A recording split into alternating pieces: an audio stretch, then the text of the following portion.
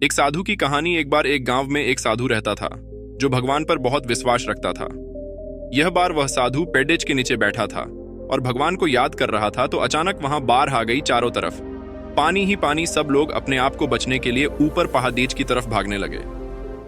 उनमें से एक आदमी देखा कि इस हालत में भी साधु जी भगवान की तपस्या कर रहे हैं। वह सोचा कि ये अपने आप को बचने के लिए कहीं जा क्यों नहीं रहे हैं, तो उसे साधु से बोला, अरे आप कहीं जा क्यों नहीं रहे हो? आप भी मेरे साथ ऊपर पहाड़ीज की तरफ चलो, नहीं तो डूब जाओगे। साधु बोले, अरे हमें क्या होगा, मैं भगवान की इतनी तपस्या करता हूं, मुझे कुछ नहीं हो सकता, मुझे भगवान अपने आप बचाएगा। धीरे धीरे पानी साधु के कमर तक आ गया। अब लोग वहां से नाव लेकर निकलने लगे तो उनमें से एक ने साधु से कहा, अरे पानी आपके कमर तक आ गया है, आप हमारे साथ चलो। तो साधु ने कहा कि नहीं नहीं, भगवान मुझे अपने आप बचाएगा।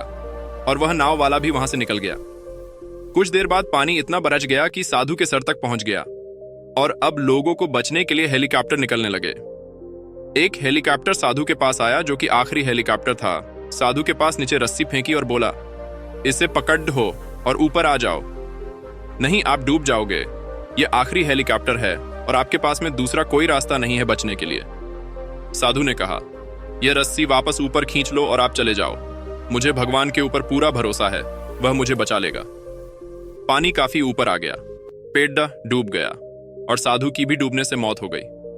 मरने के बाद साधु भगवान के पास गया और बोला, हे भगवान, मैंने पूरी जिंदगी आपकी तपस्या की, मेरा सारा जीवन आपकी आराधना करने में लगा दिया, फिर भी इतने भरोसे के साथ इंतजार किया कि तुम मुझे बचने आओगे, लेकिन वहां मेरी डूबकर मौत हो गई और तुम नहीं आए, ऐसा क्यों? भगवान बोले, मूर्ख इंसान एक नहीं 3 बार आया था, वो तीनों बार मैं ही तो था।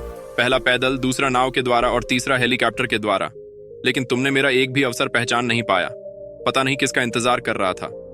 इस तरह से जिंदगी में हमें ऊपर वाला बहुत से मौके देता रहता है, लेकिन हम सब उस मौके को ठुकरा कर पता नहीं किस चीज का इंतजार कर रहे होते हैं कि वो होगा तभी मैं करूंगा।